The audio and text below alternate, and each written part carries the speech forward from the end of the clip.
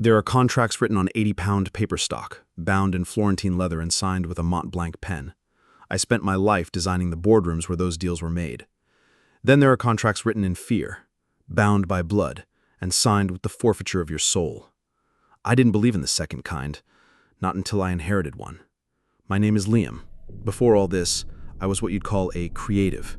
I designed high-concept restaurants and boutique hotels, places where people could escape reality for a few hours. I was playful, a bit of a nomad, living out of a stylish loft in downtown Chicago, deliberately detached from the suffocating world of my family. The Henderson family wasn't just wealthy, they were a dynasty. My grandfather, Arthur Henderson, was a titan, a man whose name was whispered in the same breath as Rockefeller and Carnegie, but his empire was far more shadowy. He controlled shipping lanes you've never heard of, owned mineral rights on land that wasn't officially discovered, and had the kind of influence that made politicians tremble. I wanted nothing to do with it. My own father had tried to escape that world and died young in a sailing accident that always felt more like a punctuation mark in a corporate sentence. After his death, my mother took my sister Claire and me away from the oppressive Henderson estate. Grandfather Arthur was a cold, granite-faced man who saw emotion as a liability. I hadn't spoken to him in a decade. When he died at 92, I expected nothing. The will was an affirmation of that. The entire Henderson fortune, a sum so vast it was almost abstract, was placed into a trust for Claire and my mother. For me, a single sealed box delivered by a grim-faced lawyer. Inside was an ornate silver locket, heavy and cold as a morgue slab, and a letter sealed with the family crest in black wax. A final, cryptic, "Up yours" from the old man. I tossed it in a drawer and went back to designing a rooftop bar. A week later, my reality was dismantled. Two individuals visited my firm. They bypassed security and my assistant with an unnerving ease, as if locks and people were mere suggestions. They were a man and a woman, both dressed in dark, brutally tailored suits. The man was tall and gaunt, with skin like old parchment. The woman's hair was pulled back so tightly it seemed to stretch her features, giving her the serene, predatory look of a hawk. "Mr. Henderson," the man said, his voice a dry rustle of leaves, "we are associates of your late grandfather. We are here to discuss the terms of your inheritance." "I think you have the wrong grandson," I quipped, leaning back in my designer chair. "I got a locket. Claire got the billion-dollar trust." "The locket is the instrument of your inheritance, not the inheritance itself," the woman replied, her pale gray eyes fixing on me. "Your family's contract is due for renewal. Your grandfather's passing has designated you as the new signatory." They laid it out with the dispassionate clarity of a hostile takeover. They explained our family's impossible success was not due to business acumen. It was the product of a powerful, non-terrestrial entity, a Djinn, that our ancestor had trapped centuries ago, a slave that whispered secrets of the future, the weaknesses of men, and the subtle pathways to power. But the prison was metaphysical, forged of human will, and it decayed. Every 2 generations, an heir had to renew the binding by enduring a 40-night ritual. It was my turn. "And if I say no?" I asked, the playful confidence draining from my voice. The man's lips curled into something that wasn't a smile. He slid a tablet across my glass desk. It showed a live security feed from a coffee shop. My sister, Claire, was sitting at a table laughing with a friend, completely unaware. "The contract is ancient, but the consequences are immediate," he said. "If the binding breaks, the entity will be free. Its retribution will be biblical, and we, as arbiters of the arrangement, will be forced to cauterize the wound. Containment," he said, tapping Claire's smiling face on the screen, "would be thorough."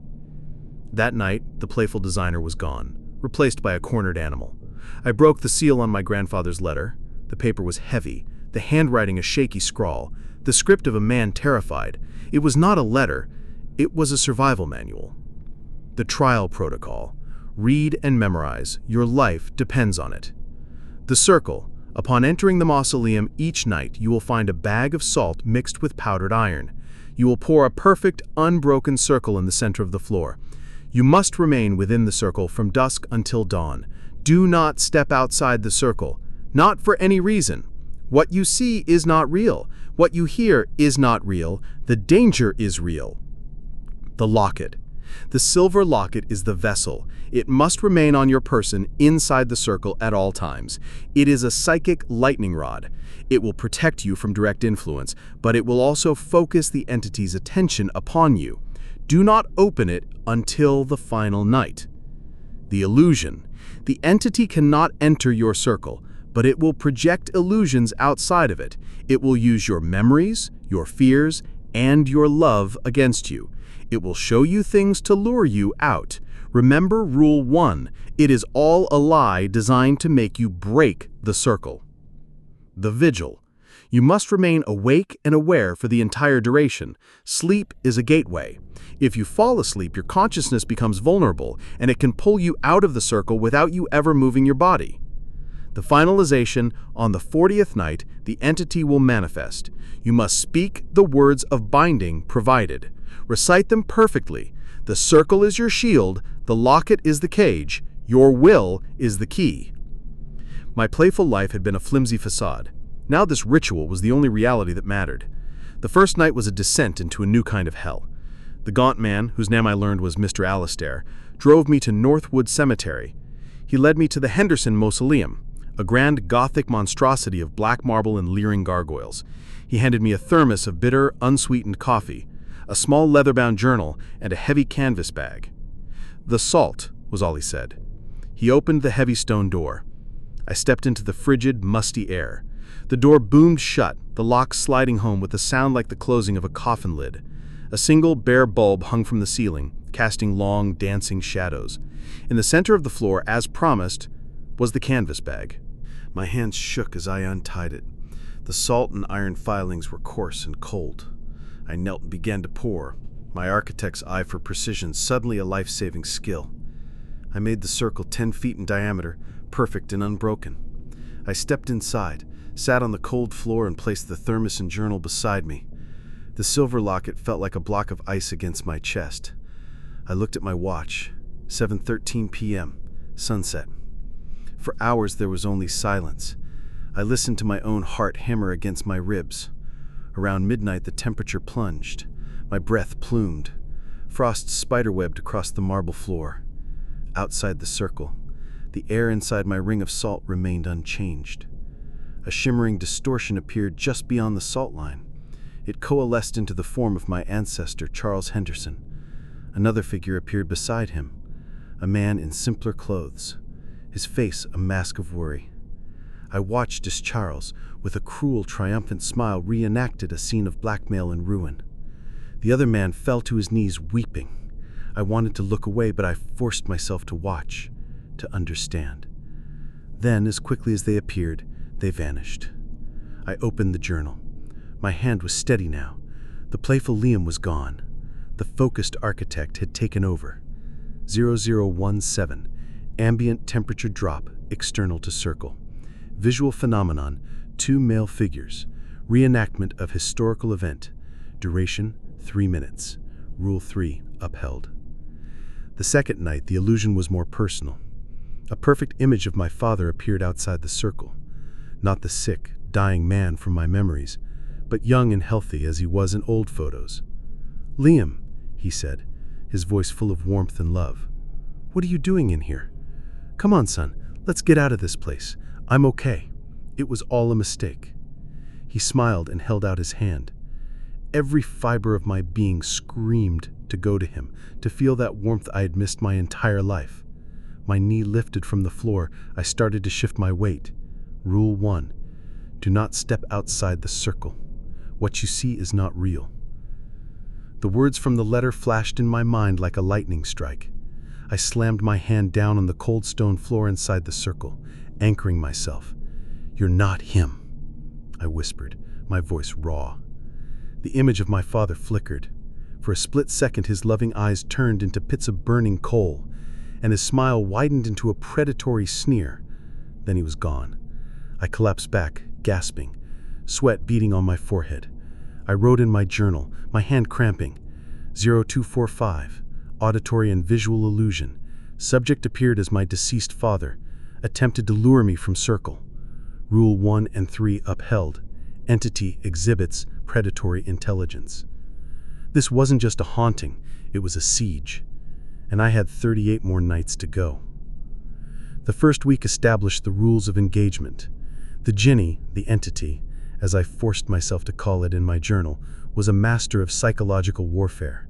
It had access to my memories, my deepest affections, and it wielded them like a scalpel. Night after night, the mausoleum became a stage for its cruel theater. During the second week, it shifted tactics. It realized that luring me with love and nostalgia was a high-stakes gamble. My emotional response was too volatile, so it began to attack my sense of duty, my love for my sister, Claire. On the 10th night, the space outside the circle transformed. The marble floor dissolved into the familiar hardwood of my mother's home. I saw the front door, the one I'd painted a cheerful blue for her last summer. I heard a key scrape in the lock. The door opened, and Claire walked in, her arms full of groceries. She looked tired, but she was smiling. It was so real I could smell the rain on her coat. Then the shadows in the corner of the room deepened. The gaunt man, Mr. Allister, stepped out of them. Claire didn't see him. "The contract is clear, Liam," a voice whispered from outside my circle. The Djinn's own voice this time, a dry rustle of sand and static. "Your failure has consequences. Watch." I watched, paralyzed, as Mr. Allister walked silently up behind my sister. I screamed her name. I scrambled to my feet, my body ready to burst from the circle to protect her. Rule 3. It is all a lie designed to make you break the circle. My feet were inches from the salt line. My mind was a firestorm of panic and adrenaline. The rule felt like a thin, flimsy thread against the primal urge to save her. I squeezed my eyes shut, digging my fingernails into my palms until I drew blood. The pain was an anchor. It's not real. It's not real. It's not real. When I opened my eyes, the scene was gone. There was only the cold marble and the oppressive silence of the tomb. I staggered back to the center of the circle and collapsed, my body trembling with the aftershocks of the vision. I fumbled for my journal. 2340. Complex sensory illusion. Replicated mother's residence. Subject, sister, Claire. Threat simulation involving known third party. Duration, approx 5 minutes. Near breach of protocol. Physical self-stimulus used to maintain focus. The entity was learning. It knew my weak points. It wasn't just showing me ghosts of the past anymore. It was showing me futures I would create through my failure. The weight of Claire's life was now a physical presence in the mausoleum with me, heavier than any tombstone. The nights bled into one another, a grueling marathon of terror and endurance. I lost track of time outside the tomb. My world shrank to the 10-foot diameter of my circle. I developed a routine within the ritual. I would measure out my sips of coffee. I would do quiet stretching exercises to keep my blood flowing. I filled my journal with meticulous, almost obsessive detail. I sketched the mausoleum's interior. I made notes on the subtle shifts in the entity's tactics. The journal was my proof of sanity. It was the architect's mind imposing order on the abyss. By the third week, the entity changed its approach again. It seemed to understand that direct emotional assault was being met with disciplined resistance. So it started to attack my senses and my perception of reality itself. It began with sound. It would mimic the sound of the stone door unlocking, followed by Mr. Allister's dry voice calling, "The trial is over for tonight, Mr. Henderson. You may come out." The first time it happened, my heart leaped with hope. I nearly stood up before I checked my watch. 3 a.m. 4 more hours until dawn. A lie. It started playing with the acoustics of the tomb. A single water droplet sound would echo as if we were in a vast cavern. It would whisper my name from 1,000 different directions at once. Then came the physical sensations. I would feel a phantom spider crawling up my leg, always disappearing when I looked. A sudden intense smell of ozone or burning sugar would fill the air and vanish just as quickly. The worst was the 25th night. It started subtly. A low hum vibrated up from the floor, a deep, resonant frequency that made my teeth ache. The air inside my circle began to feel thick, heavy, like breathing through water. I felt a crushing pressure on my chest. Rule 4. You must remain awake and aware. Sleep is a gateway. My eyelids felt like lead weights. The monotonous hum was a siren song, pulling me toward unconsciousness. I knew this was the most dangerous attack yet. I bit the inside of my cheek, the sharp, coppery taste of blood shocking me alert. I stood up and began pacing the small circumference of my circle, forcing my body to move. I splashed the cold dregs of my coffee on my face. "You can't have me," I grunted into the oppressive silence. "I won't sleep." As if in response, the humming intensified. The bare bulb hanging from the ceiling flickered and went out, plunging me into absolute suffocating darkness. My heart seized. For the first time, I couldn't see the salt line. I didn't know where the boundary was. Panic, cold and sharp, pierced through my exhaustion. I dropped my hands and knees, my fingers frantically searching for the coarse line of salt and iron. The floor was just smooth, cold marble. Had it disappeared? Was I already outside? A warm, gentle hand touched my shoulder.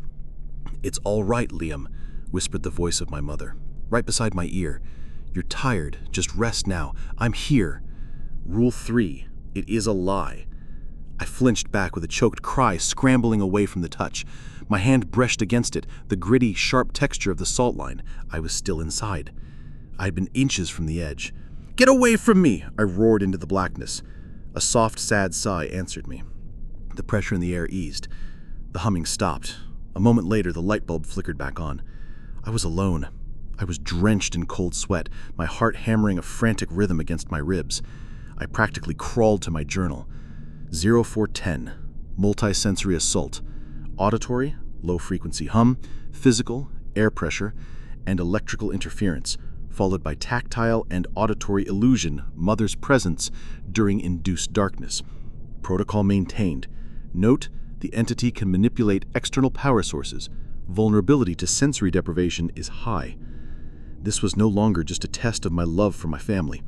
It was a test of my sanity, my perception, my very grip on what was real. The Djinn wasn't just trying to lure me out of the circle anymore. It was trying to dissolve the circle from my mind. And it had almost succeeded. After the near breach on the 25th night, the Djinn seemed to understand that raw terror and sensory deprivation were powerful tools, but my discipline, however frayed, was holding. It had thrown its most terrifying phantoms at me, and I had endured. So it evolved.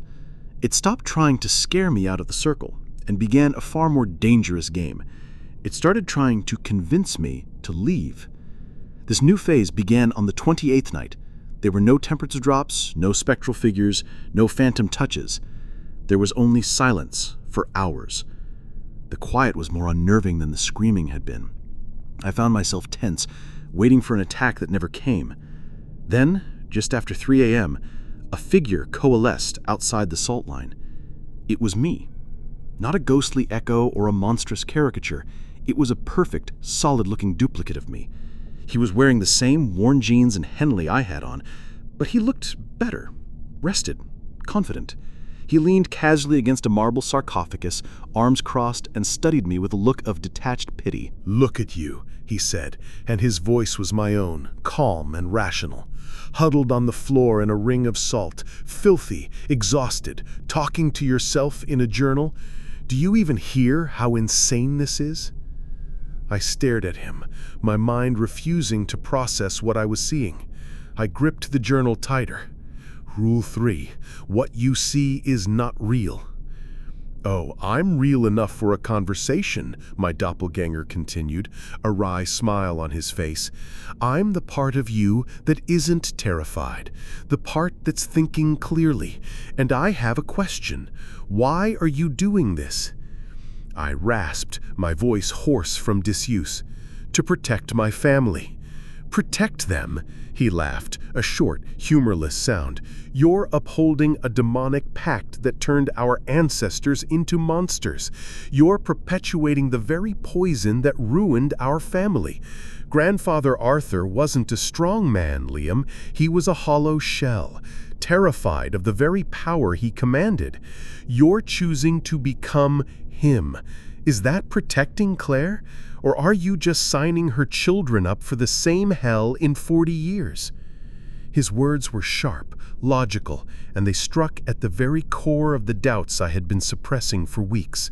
He was using my own intelligence against me. "This is an illusion," I stated, trying to make it sound like a fact, not a prayer. "Is it? Or am I the manifestation of your own logical mind trying to save you from a superstitious nightmare?" he countered smoothly. "Think about it. An ancient Djinn, a magic circle? Isn't it far more likely that you're having a psychotic break brought on by grief and extreme stress? That these associates are charlatans taking advantage of a wealthy, grieving family? You're an architect, Liam. You believe in physics, not fairy tales. Just step out of the circle. Prove me wrong. If I vanish, you'll know you're sane.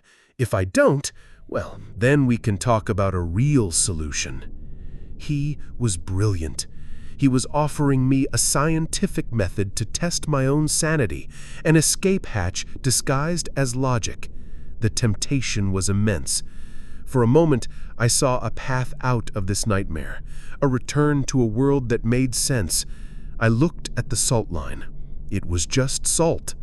Rule 1: do not step outside the circle, not for any reason. I closed my eyes. "No," I said, my voice barely a whisper. "The rules are the only thing that's real in here." When I opened them, he was still there, but his expression had changed. The pity was gone, replaced by a flicker of cold, analytical respect. "Stubborn," he sighed, just like him.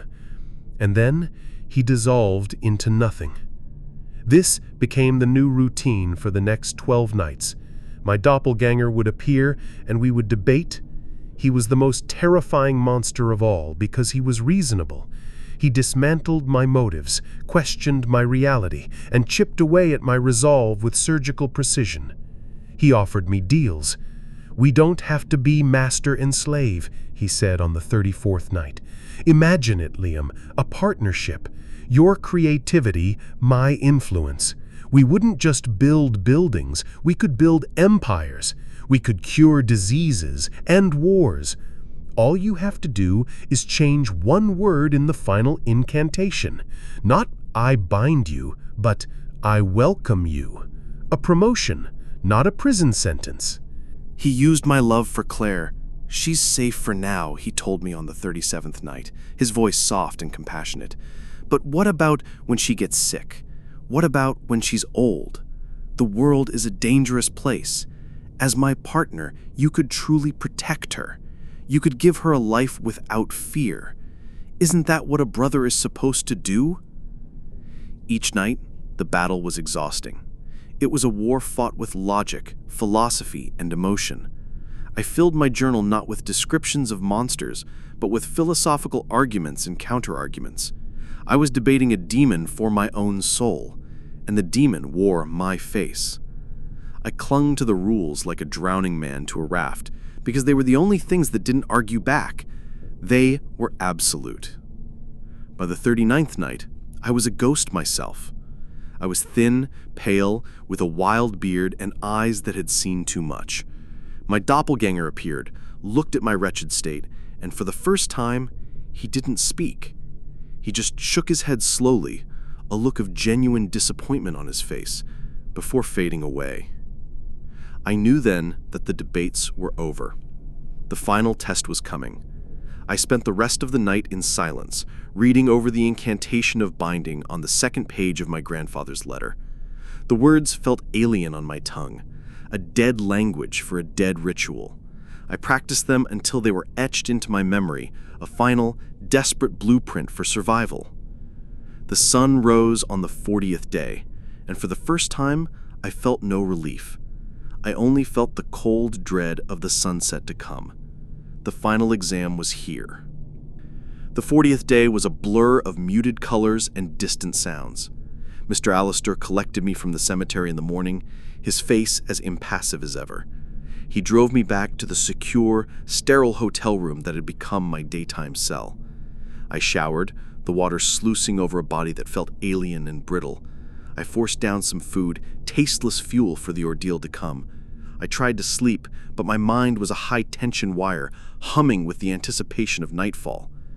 There was no peace to be had. This was the final exam, and I had no idea if I had studied the right material. When Alistair returned at dusk, he didn't hand me the usual thermos. Instead, he gave me a small, heavy leather satchel. "Your grandfather left specific instructions for the final night," he said, his voice a dry rasp. "Everything you need is inside." As the stone door of the mausoleum boomed shut behind me for the last time, I felt a sense of terrible finality. I opened the satchel. Inside was a small flask of water, a chunk of hard bread, and a sealed envelope containing a single fresh candle and a box of matches. A note in my grandfather's hand read, "The light you make yourself is the only light you can trust tonight." The bare bulb hanging from the ceiling flickered once and died, plunging the tomb into absolute darkness. My heart hammered against my ribs. This was a new variable. I fumbled for the candle and matches, my hands shaking so badly it took me 3 tries to strike a flame. The tiny, wavering light pushed back the suffocating blackness, but it also created a writhing dance of long, distorted shadows. I placed the candle in the center of the floor and poured my last circle of salt and iron around it, my sanctuary now a tiny island of light in an ocean of darkness. I sat down, the locket cold against my chest, and began the final wait. For hours, there was nothing but the sound of my own breathing and the soft flicker of the candle flame. The silence was worse than any scream. It was the silence of a predator holding its breath. Then, just after midnight, the show began. The walls of the mausoleum melted away, replaced by the opulent gaslit study of my ancestor, Charles Henderson. He was old now, his face a mask of paranoia and fear. The Djinn, a handsome, dark-eyed figure in a silken waistcoat, stood beside him, whispering into his ear. I watched, horrified, as my ancestor signed a document that ruined a dozen families, his hand trembling as the Djinn smiled. The scene shifted. Now Charles was on his deathbed, shrieking at shadows in the corner of the room, clawing at his own face, utterly insane. The wealth he'd gained had bought him a gilded cage of madness. The vision dissolved, only to be replaced by my grandfather, Arthur, in his prime. He was in a cold, sterile boardroom, the Djinn as silent, impeccably dressed women standing behind his chair. At a subtle nod from the entity, Arthur calmly presented a set of falsified reports that led to a hostile takeover of a rival company. The rival CEO, a man I recognized from old newspapers, was ruined. The scene flashed forward. My grandfather was on his own deathbed, surrounded by immense wealth but utterly alone, his eyes wide with the terror that had nothing to do with dying and everything to do with what came next. He kept whispering a single word over and over, "Warden." The entity was showing me the truth. This wasn't a deal, it was a curse. The power it gave was a poison that rotted the soul of the wielder. The visions faded, and the crushing weight of my family's legacy settled upon me. The exhaustion was overwhelming, a physical force. My head grew heavy, my eyelids like lead shutters. I fought it, pinching myself, rocking back and forth, but the 39 sleepless nights had taken their toll. My head drooped, my eyes closed. Just for a second. When I opened them, I was no longer in the mausoleum. I was kneeling in the coarse sand and gravel between 2 rusted railway tracks in an endless sun-bleached desert. The heat was suffocating. Heavy iron cuffs were locked around my wrists, chained to the rails. I pulled, but they were unyielding. I heard a sound, a low, mournful whistle in the distance. My head whipped around. Far down the track, a black locomotive was chugging towards me, a plume of dark smoke rising into the white-hot sky. It wasn't moving fast, but it was steady, implacable. Panic, pure and primal, seized me. I pulled at the chain, screaming, the metal biting into my wrists. The train got closer. I could see the massive, churning wheels, feel the ground vibrating beneath my knees. This was it. This was the end. It wasn't an illusion. I could feel the heat, taste the grit in the air. The train's horn blared, a deafening shriek of imminent death.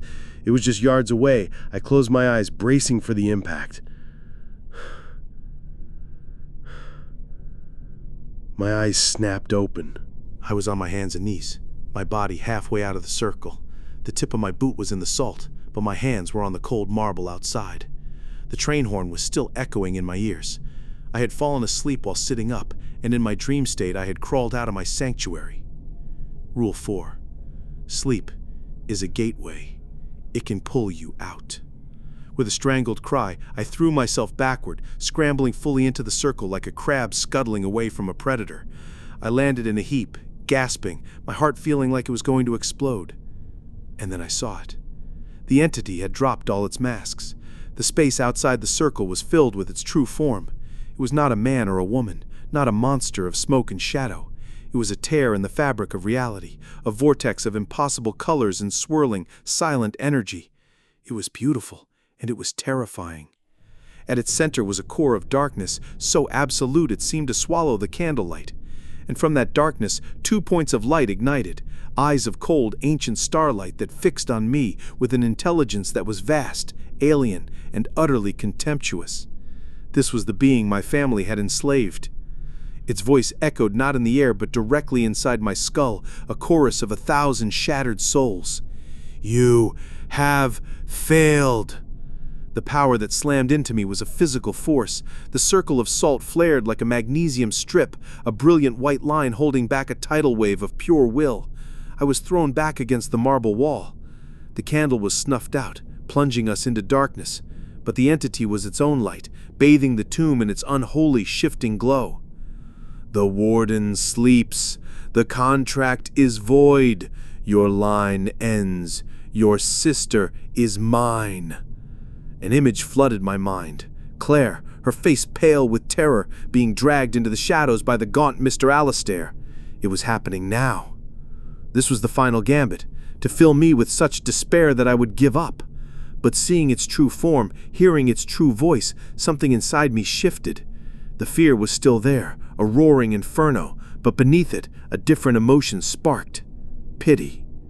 This magnificent, terrifying, ancient being, its entire existence was focused on tormenting me. It was as much a prisoner of this cycle as I was. I staggered to my feet, my body bruised, but my will hardening from brittle fear into tempered steel. I remembered my grandfather's dying word. Warden. Not master, not owner. Warden. A jailer. And I remembered what the Doppelgänger had said. You're just signing for children up for this same hell. He was right. I raised my head and looked into its stellar eyes. No, I said, my voice shaking but clear. It ends tonight. I reached into my shirt and pulled out the locket. It was ice cold. I fumbled to open it. As I did, I began to recite the words of binding, the dead language feeling alive on my tongue for the first time. The Djinn recoiled as if struck. Fool! You cannot bind me. The circle is all that protects you. I ignored it, my voice growing stronger with each word of the incantation. The locket swung open. It was empty, a hollow piece of polished silver. My ancestor trapped you, I shouted over the psychic roar. My grandfather renewed the prison. They used you for power and wealth, but I have seen the price. I have seen the rot that follows you. I will not be another warden. I took a deep breath, and then I made my choice. I took one deliberate step forward, my foot crossing the glowing salt line. The Djinn paused, its entire being radiating pure shock. I was outside my protection. I was vulnerable. I was insane. The psychic pressure vanished, replaced by a tense, waiting silence. I walked until I was standing directly before the tear in reality, the locket held open in my hand. My ancestor owes you a debt not of servitude, but of freedom, I said, my voice quiet now, but it echoed in the tomb. The contract wasn't for me to be your jailer. It was for me to be your judge, and I find my family guilty. I looked at the locket, then into the heart of the storm. Instead of speaking the final word of binding, I spoke the word of release I had learned from the entity's own whispered memories of its home, a word that meant unbound. Zeharan, I said, speaking its true name, I pardon you. be free." And I closed the locket. Not on the Djinn, but on the empty air. I was not imprisoning it, I was ending the ritual. I was breaking the contract on my own terms. For a moment, nothing happened. The entity stared at me, its stellar eyes wide with disbelief. Then its form began to change. The terrifying vortex softened, the impossible colors swirled and gentled. The absolute darkness at its core faded, replaced by the deep, serene pattern of a distant galaxy. The being solidified, taking the shape of a tall, noble figure whose skin shimmered with starlight. It bowed its head, a gesture so profound it seemed to bend the very space around it. "No mortal has ever shown me grace," it said, its voice no longer a painful chorus, but a single, resonant tone that was the most beautiful sound I had ever heard. "Your ancestor bound me with chains of silver. You have bound me with a covenant of honor. My debt is now to you, my friendship to your bloodline. For 5 generations, my path will align with yours, not as a servant, but as an ally." The stone door of the mausoleum swung open, letting in the cool, clean air of the pre-dawn morning. My trial was over. My real life was about to begin. I walked out of that mausoleum and into the pale gray light of dawn. The world felt brand new, super saturated with color and detail. Every leaf on every tree seemed hyper-defined. The air, crisp and cool, felt like the first breath I had ever taken. I was no longer a prisoner of the night. Mr. Allister was waiting by his black sedan, his gaunt face unreadable as always. He simply opened the car door for me. The ride back to the city was silent. I expected questions, threats, a debriefing on my catastrophic failure to uphold the contract. I got nothing. We pulled up in front of my loft building, and for the first time, he spoke to me with something other than cold instruction. "The Henderson account is now closed. The arbiters have registered the new covenant. Your family is no longer under our purview." "Just like that?" I asked, my voice hoarse. He turned his head slightly, and his pale eyes met mine in the rearview mirror. "A pardon freely given by the designated warden at great personal risk is a form of fulfillment of the highest order," he explained, as if reading from an ancient legal text. "It is an exceedingly rare clause. It has not been invoked in 7 centuries. The contract is satisfied." And with that he drove away, disappearing into the morning traffic, a ghost of a life I had just escaped. Re-entering my loft was a strange experience. It was the same space I had left 40 nights ago, filled with my architectural models, my half-finished sketches, my playful modern furniture, but I was not the same man. The person who had lived here before felt like a stranger, a naive boy who had never known true fear or the weight of consequence. I saw the half-empty bottle of expensive whiskey on the counter and felt no desire for it. I looked at the plans for a new nightclub and saw only frivolity. I called my sister. When she picked up, her cheerful, normal voice on the other end of the line was so powerful it brought tears to my eyes. "Liam, are you okay? You've been so distant lately." "I'm okay, Claire," I said, and I was surprised to find that I meant it. "I'm better than okay. I just had to close out an old family account." The weeks that followed were a quiet period of readjustment. The Henderson fortune, now truly ours, felt different. It was no longer a source of power, but of responsibility.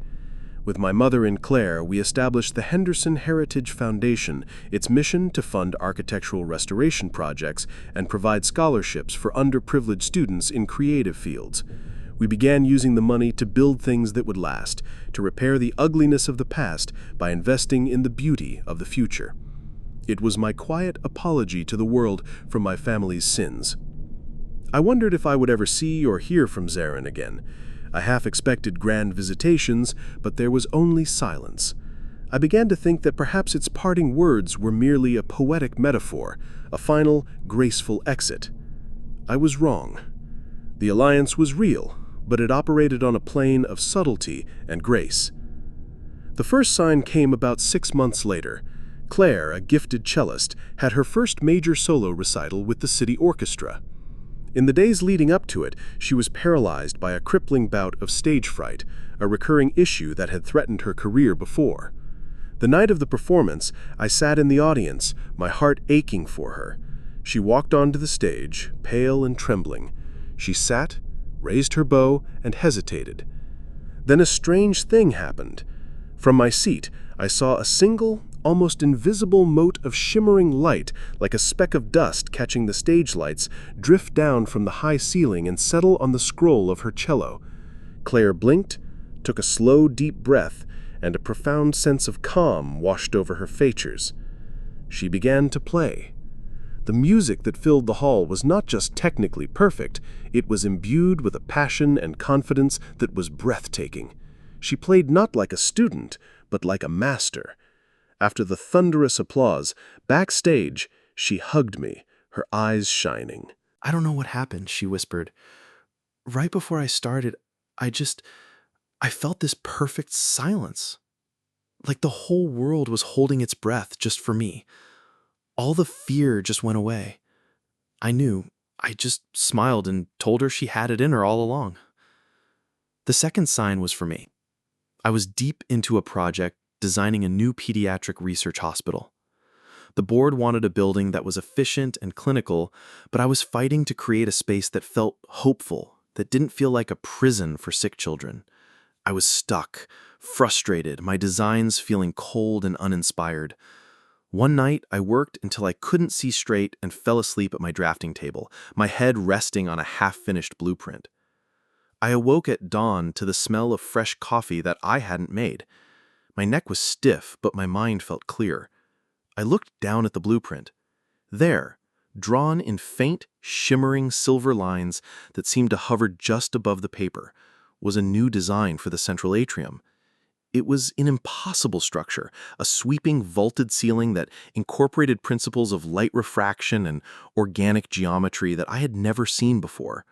It was breathtakingly beautiful, and I realized with a jolt, structurally sound.